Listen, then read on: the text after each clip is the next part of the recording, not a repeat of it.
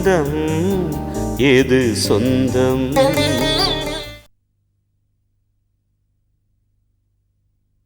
எங்கிருந்துமா வந்திருக்கு லெட்ரு? பாக்குறேம்மா.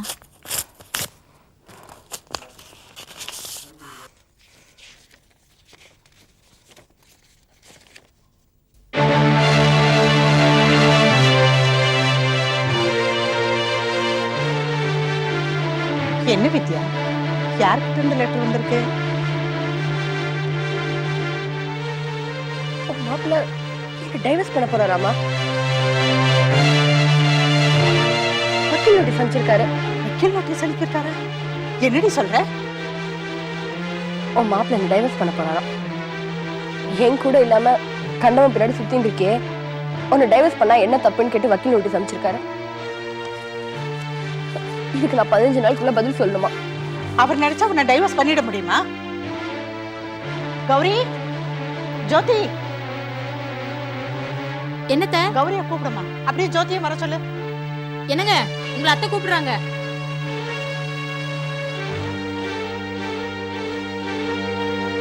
உஷா, உஷா, உங்க வீட்டுக்கார அத்தை கூப்பிடுறாங்க.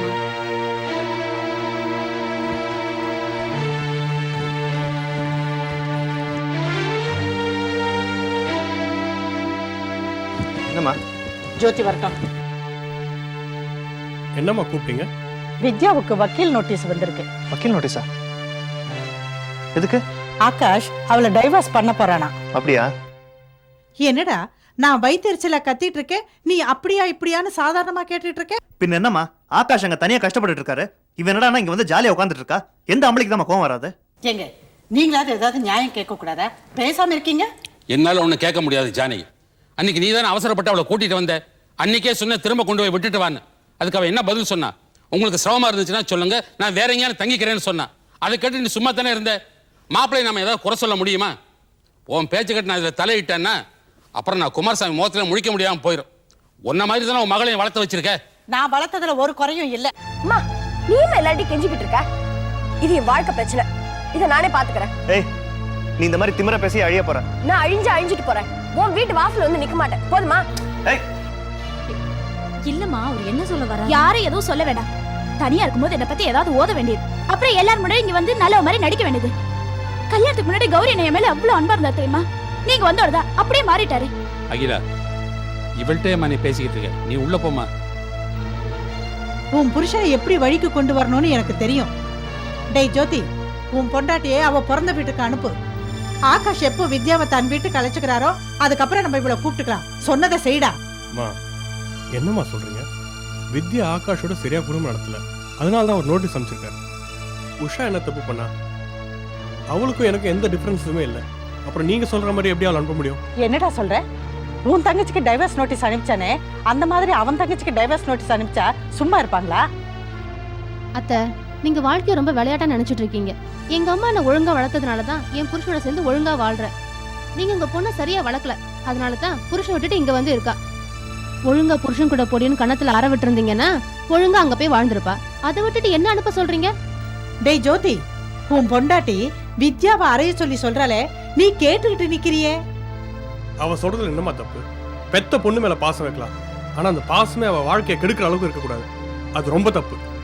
பாத்தியாடி, நீ படிக்கிறப்போ யாரோ ஒரு பொண்ணு ஏதோ ஒரு தகராறுல உன் கணத்துல அடிச்சுட்டான்னு சொல்லிட்டு அவளை தேடி போய் அடிச்சிட்டு வந்தான். இப்ப எப்படி நடந்துக்கிறான் பாரு. அந்த அளவுக்கு மாத்தி வச்சிருக்காங்க. ஆமா, அதான் அவளுக்கு தெரியாம போச்சு. அதனாலதான் புருஷனை விட்டுட்டு இங்க வந்து இருக்கா. எங்க அண்ணன் மாதிரி ஒரு ஜென்டில்மேன் கூட இவளால வாழ முடியலன்னா வேற எங்க போய் அவ வாழ்வா? உஷா, இந்த பாரு வித்யா, உன்னால இங்க எந்த பிரச்சனையும் வேண்டாம். உடனே ஆகாஷ் வீட்டு கிளம்பு. நீ யார் என்ன வெளில போக சொல்றதுக்கு? உனக்கு இந்த வீட்ல என்னென்ன உரிமை இருக்கோ அதே உரிமை எனக்கும் இருக்கு. நீயே 5 கோடி ரூபாய் எடுத்துட்டு போய் தொலைக்க பார்த்து வந்தானே. நான் ஒன்னும் உன் பொண்டாட்டி மாதிரி ஒண்ணும் இல்லாதவ இல்ல.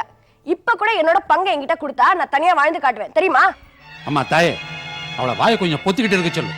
வீட்டுல பிள்ளைங்க பேச ஆரம்பிச்சாலே சொத்துல பங்கு கேட்கறதே பழக்கமா போச்சு. போ, மாப்பிள்ளை கையில கால விழுந்து அவளை திரும்ப கொண்டு விட்டுட்டு வா. நான் ஏன் அவர் கால்ல கையில விடணும்? எனக்கு என்ன தலையெழுத்தா? நீ தானே கூட்டிட்டு வந்த, நீ தான் கொண்டு போய் விடணும். யாருடைய கால்ல கையில விட வேண்டிய அவசியம் எனக்கு கிடையாது. என்ன பண்ணுவாரு? டைவர்ஸ் பண்ணுவாரா? பண்ணிட்டு போட்டோம். உன் பிடிவாதத்தால அப்படித்தான் நடக்க போகுது. அப்புறம் என்ன செய்ய போற? பண்றேங்க. அவர் டைவர்ஸ் பண்ணா என் தம்பி பண்ண என்னைக்கும் காத்துக்கிட்டு இருக்கா இவளை கல்யாணம் பண்ணிக்கிறதுக்கு. அவனை கட்டி கொடுத்துட்டு போறேன். Hello uncle. வா விக்னேஷ், உன்னை பத்தி தான் பேசிட்டு இருந்தேன். விக்னேஷ், ஏஆர் ரஹ்மான் ஷோக்கு டிக்கெட் கிடைச்சதா? கிடைச்சது. ஷோக்கு டைம் ஆச்சு வித்யா. இதை வந்துட்டேன். பாத்தியா, படிச்சு படிச்சு சொல்லிக்கிட்டு இருக்கா, என்ன திமிரா போயிட்டு இருக்கா பாத்தியா? நடக்கிறது எதுவும் நல்லதுக்கே இல்லை. நீ சொல்கிறது ஒன்றும் எனக்கு ஆச்சரியமாக இல்லை அகிலா. அந்த வீட்டில் எல்லாம் ஆம்பளை பசங்க, ஒரே தங்கச்சி. அதான் செல்லம் கொடுத்து கெடுத்துட்டானுங்க. அதனால் வித்யாவுக்கும் வாழ்க்கையோட அர்த்தம் தான் என்னென்ன தெரியாமல் போயிடுச்சு. ஆகாஷ் என்ன வக்கீல் நோட்டீஸ் அனுப்பியிருக்காரு. அதை பற்றி வித்யாவோ அத்தையோ கவலைப்படுற மாதிரி தெரியல. கொஞ்சம் கூட விவரம் இல்லாமல் வித்யாவுக்கு நம்ம விக்னேஷை கல்யாணம் பண்ணி வைக்கிறத அத்தை பேசிகிட்டு இருக்காங்க. என்ன வித்யாவா விக்னேஷ் கல்யாணம் பண்றாங்களாமா? நாங்க என்ன சும்மாவை பெத்து வச்சிருக்கோம்? அவளை என் பையனுக்கு 2ஆம் தரமா கட்டுறதுக்கு தான் நாங்க அவனை இவ்வளவு தூரம் படிக்க வச்சோமா? உன் பங்குக்கு நீ பேசிட்டியா? நாங்கள் 2 பேரும் ஒரு முக்கியமான விஷயத்தை டிஸ்கஸ் பண்ணிட்டு இருக்கிறோம். உள்ளே போய் அகிலா காஃபி எடுத்துட்டு வாப்போ. அதெல்லாம் ஒன்றும் வேண்டாம்மா. புருஷன் பொண்டாட்டிக்குள்ள பிரச்சனை. ஆகாஷ் கோவத்தில் வக்கீல் நோட்டீஸ் அனுப்பியிருக்காரு. இதுக்கு உஷா என்ன பண்ண பாவம்? அவளை உடனே அவங்க அம்மா வீட்டுக்கு அனுப்பி அப்பதான் ஆகாஷ்க்கு புத்தி வரும்னு அத்தை சொல்றாங்க. இது என்னப்பா நியாயம்? எங்கள் அக்காவுக்கு நியாயம் இதெல்லாம் பற்றி கவலை இல்லை. அவள் யாரோட வாழ்க்கையை பற்றியும் கவலைப்பட மாட்டா. வித்யா திமிர் எடுத்து வந்ததுக்கு உஷா என்ன பண்ணுவா பாவம்? இதெல்லாம் மாமா மனசை ரொம்ப பாதிக்குது. அவர் இப்பெல்லாம் சரியா சாப்பிட்றதே இல்லை. இந்த பிரச்சனையை நீங்க தான் வந்து தீர்த்து வைக்கணும். என்ன அவருக்கு வந்து சாப்பாடு ஊட்டி விட சொல்றியே? அப்பா நான் சீரியஸா பேசிட்டு இருக்கேன். நீ பேசிட்டு இருக்க, நான் யோசிச்சுட்டு இருக்கேன். வெறுமனை பேசி எங்கள் அக்கா மனசையும் வித்யா மனசையும் மாற்ற முடியாது. விஷயத்தை என்கிட்ட சொல்லிட்டல்ல, நீ தைரியமாக போயிட்டு வாமா, நான் பார்த்துக்கிறேன்.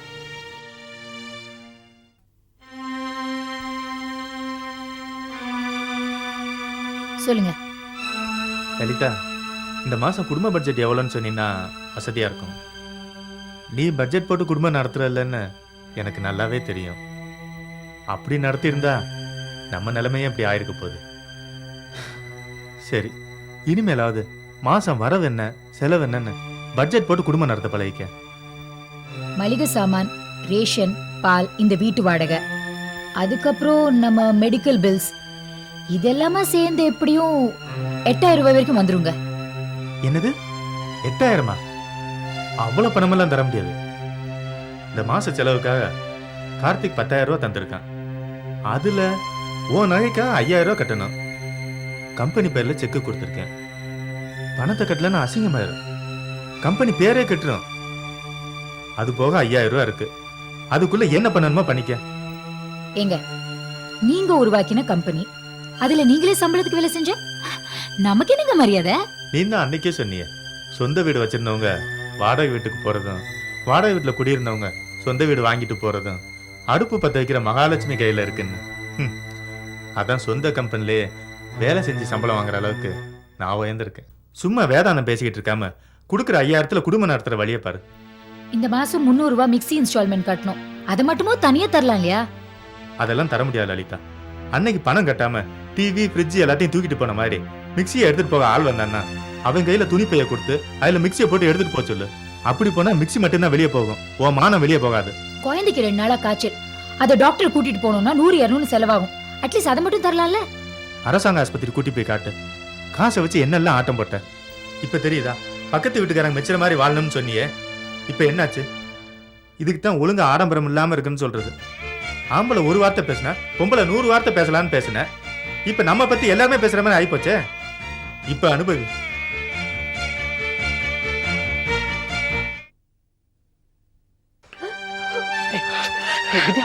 இப்ப என்ன ஆயிடுச்சுன்னு இப்படி கத்தி கலாட்டா பண்றடி? இனிதான் நடக்கணும். முறை பையனாச்சு கொஞ்சம் கல்லம் இல்லாம பழகினா வேணும். எல்லாரும் பாத்துட்டாங்க, கத்தியை அசிங்கப்பட்டுறாரு. நம்ம புனிதமான உறவை நீ குற்றப்படுத்திட்டியே, அதோட கசியமா தெரியல. கையை விட. தம்பி பையன் செஞ்ச காரியத்தை பாத்தியா? ஏமா விக்னேஷ் என்ன பண்ணா? 2 பேரும் ஃப்ரெண்ட்ஸா தானே பழகிட்டு இருந்தீங்க. அதான் தப்பு போச்சு. இவன் என்ன தப்பா புரிஞ்சுக்கிட்டான்? என்னன்னு சொல்லிட்டேன். நீ சொல்லலன்னா எங்களுக்கு எப்படி புரியும்? அம்மா கேக்குறாங்களம்மா, என்ன நடந்தது? அண்ணி, இவன் என் ரூம்ல என்ன கையை பிடிச்சு இழுத்துட்டான். நீங்களும் அப்படி நடந்துக்கிட்டீங்க. உங்க பேர்ல எவ்வளவு மரியாதை வச்சிருந்தா இவ்வளவு அசிங்கமா நடந்துக்கிட்டீங்களே. நான் சினிமா கூப்பிட்டேன் வந்தா, ஹோட்டலுக்கு கூப்பிட்டேன் வந்தா. இந்த மாதிரி தப்பு என் மேலதான்.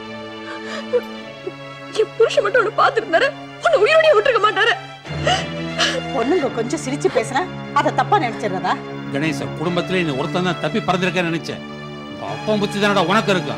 வெளியே போட ராஸ்கல். அம்மாண்ணா எதுவும் பேசாதடா. நான் வளர்த்த பையன் இப்படி பண்ணிவிட்டியாடா? உன் மேல எவ்வளவு நம்பிக்கை வச்சிருக்க. சீ, கண்ணு முன்னாடி நிக்காத, வெளியே போ. மாமா நீங்க என்ன போடாங்கிற முத்தையா, கழுத்து பிடிச்சி தள்ளுற அவனை வெளியே. நீங்க போங்க போங்க. வருத்தப்படாதம்மா, நீ மனசுல எந்த விகல்பமும் இல்லாம பழகிருக்க. அதான் அந்த பையன் தப்பா எடுத்துட்டு இருக்கு. அவங்க இருக்க வேண்டிய இடத்துல இருந்தாதான் மரியாதை. முத்தையா, கணேசனுக்கு போன் போட்டு அவன் உடனடியா வர சொல்லு. திருந்தி இருப்பான்னு நினைச்சு அவன்கிட்ட சம்பந்தம் பேசுற அளவுக்கு அவன்கிட்ட இடம் கொடுத்துட்டேன். இனிமே அவன் குடும்பத்துக்கு நமக்கு எந்த விதமான உறவும் இல்லை. என்னடா சொல்லிக்கிட்டே இருக்கேன், போன் போட்டு வர சொல்றேன் அவனை.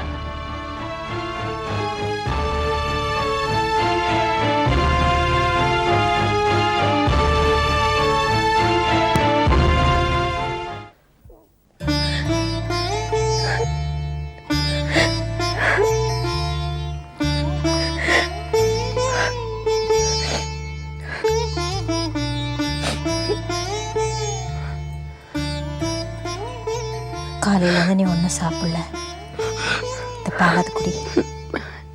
வேண்டாம், என்ன தொந்தரவு பண்ணாதீங்க அண்ணி. எனக்கு எதுவுமே வேண்டாம், என்னை இப்படியே விட்டுடுங்க. இங்க பாரு, கடவுள் உனக்கு என்ன குறை வச்சிருக்காரு? நல்ல அப்பா அம்மா, தேவைக்கு அதிகமான சொத்து, நல்ல புருஷன், இதெல்லாம் இருந்த உன்னையே நீ வருத்திக்கிற. எனக்கு அங்க வசதி பிடிக்கலன்னு தான் இங்க வந்தேனே தவிர என் புருஷன் பிடிக்கலன்னு நான் இங்க வரல அண்ணி. இதையே அந்த விக்னேஷ் புரிஞ்சுக்கல. சின்ன வயசுல இருந்து நாங்க 2 பேரும் ஒன்னா பழகினோம்ங்கிறதுனாலதான் அவன்கிட்ட கொஞ்சம் கல்ல இல்லாம பழகினேன். ஆனா அவன் என்ன தப்பா நுழைச்சுட்டானோ. அண்ணி, என்னை பத்தி உங்களுக்கு தெரியல, நான் அப்படிப்பட்ட பொண்ணா? சொல்லுங்க. சும்மா சும்மா அழக்கூடாது. நீங்க எனக்கு எவ்வளவு அட்வைஸ் பண்ணீங்க, நான் அதெல்லாம் அலட்சியப்படுத்திட்டேன். அதெல்லாம் ஒன்றும் இல்லைம்மா, நீ உன் புருஷனை அனுசரித்து வாழ்ந்தாலே போதும். இங்கே பாரு, விக்னேஷ் உங்ககிட்ட தப்பாக முயற்சி பண்ணும்போது நாங்கள் இத்தனை பேர் இங்கே இருந்தா நீ என்னன்னு சொல்லி கத்தன? என் புருஷன் இங்கே இருந்திருந்தா உன்னை சும்மா விட்டுருக்க மாட்டான்னு சொல்லி கத்தனில்ல? அதான் புருஷன் முன்னாடி வருவங்கிறது. இப்பதான் எனக்கு எல்லாம் புரியுது. சரி, சும்மா சின்ன பிள்ளை மாதிரி ஆடக்கூடாது. இங்கே பாரு, இங்கே பாரு, நீ இது உள்ளாரையே அடைஞ்சிட்டு இருக்காத, கொஞ்சம் வெளியே வா. எந்த வா.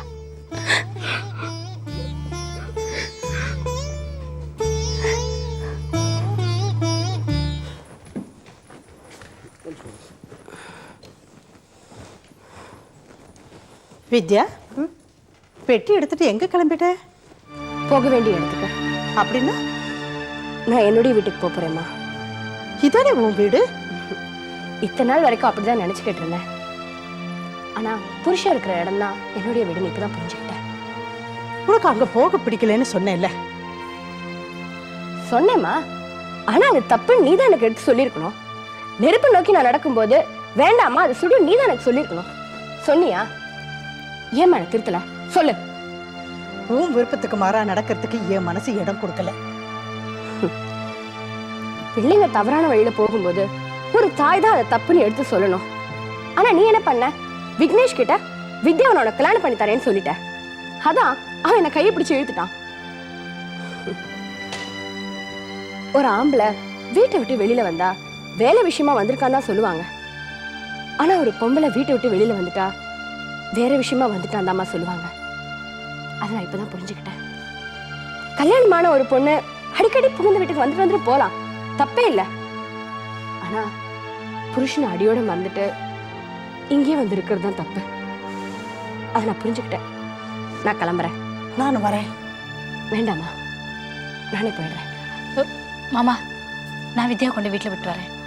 வேண்டாமா, வித்யாவை யாரு கூட்டிட்டு வந்தாங்களோ அவன் கொண்டு விடுறதான் முறை. ஜானகி, நீ கொண்டு விட்டுட்டு வா. அம்மா கூட போ. வரேன் நீ. அப்பா, போயிட்டு வரேன். ஜாகிரதையா போயிட்டு வா. வரேன்.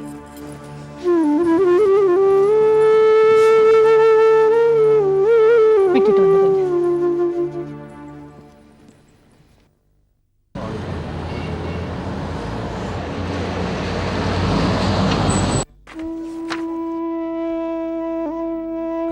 வாங்கத்த. மாப்பிள்ளை என் மேல கோவமா இருப்பீங்கன்னு நினைக்கிறேன். உங்களை ஏன் நான் கோச்சிக்க போறேன்? அது இல்ல, நீங்க எவ்வளவோ தடுத்தும் நான் கேட்காம வித்யாவை எங்க வீட்டுக்கு கூட்டிட்டு போயிட்டேன். அதான் என் மேல கோவமா இருப்பீங்கன்னு. இதுல என்னத்த இருக்கு? வித்யாவை பெத்தவங்க நீங்க. அவ இந்த சின்ன வீட்டுல கொசுக்கட்டில் கஷ்டப்படுறாளேன்னு உங்க வீட்டுக்கு கூட்டு போயிட்டீங்க. உங்க பொண்ணு மேல உங்களுக்கு அதிக பாசம், அதனால அவ கஷ்டப்படுறத உங்களால பார்க்க முடியல. இதுல நான் என்ன உங்க மேல கோச்சிக்க போறேன்? நீங்க சொல்றதுதான் சரி மாப்பிள்ளை. வித்யா வாழ விட்டியா அங்க வீட்டுல வந்து ஏசில வாழ்றதை விட இந்த சின்ன வயசுல புருஷன் பொண்டாட்டி ஒருத்தர் புரிஞ்சுக்கிட்டு சந்தோஷமா வாழ வேண்டிய நேரத்துல நம்ம இப்படி தப்பு பண்ணிட்டோமே அப்படின்னு அதுக்கப்புறம் தான் எனக்கு தோணுச்சு. ஏன்னா நான் அவளை செல்லமா வளர்த்துட்டேன். எனக்கும் கொஞ்சம் முன்கோபம், டக்குன்னு கோபம் வந்துருச்சு. மாப்பிள்ளையும் கொஞ்சம் அட்ஜஸ்ட் பண்ணிட்டீங்கன்னா நல்லா இருக்கும். அவள் அட்ஜஸ்ட் பண்ணி போயிடுவா. வந்திருக்கா மாப்பிள்ளை, உங்களை எப்படி பார்க்கறதுன்னு தயங்குறா. அவ வீட்டுக்குள்ள அவ வர்றதுக்கு யாருடைய பெர்மிஷனும் தேவையில்லையே. வித்யா, ஆமா, என்ன மன்னிச்சிருங்க. உங்களை புரிஞ்சுக்காம நடந்துக்கிட்டேன். இனிமே இந்த மாதிரிலாம் உங்களை விட்டு போக மாட்டேன். வித்யா, உங்க அப்பா அம்மா 4 பிள்ளையை பத்தி வளர்த்துருக்காங்கன்னா அவங்களுக்குள்ள எவ்வளவு அண்டர்ஸ்டாண்டிங் இருந்திருக்கணும். ஹஸ்பண்ட் அண்ட் ஒய்ஃப் உறவே ஒருத்தர் புரிஞ்சுக்கிட்டு விட்டு கொடுக்கறதா. சரி, பரவாயில்ல, ஏதோ போனேன், வந்துட்டேன். ஓகே, உள்ளவா. நான் புறப்படுறேன் மாப்பிள்ளை. என்ன அப்படி சொல்றீங்க? 2 நாள் வித்யாவோட தங்கி இருந்து ரெஸ்ட் எடுத்துட்டு போங்க. ஆமாமா, நீ என் கூட 2 நாள் தங்கியிருந்தீனா எனக்கு கொஞ்சம் தைரியமா இருக்கும். சரி, இருக்கேன். ஆனா நான் தான் உங்களுக்கு சமைச்சு போடுவேன். சரி, நீங்க 2 பேரும் இனியாவது ஒற்றுமையா இருங்க. என்ன டிரைவர், அந்த பொட்டியெல்லாம் எடுத்துட்டு வாப்பா.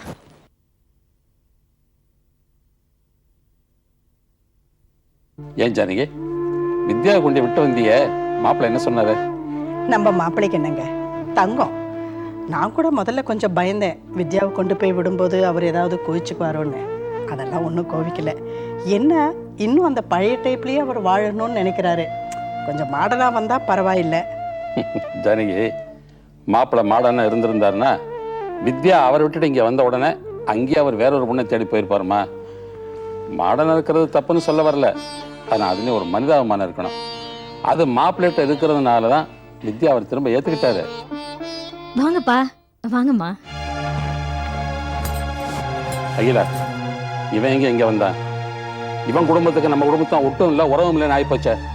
அவன் அப்படியே வெளியில் போச்சார்.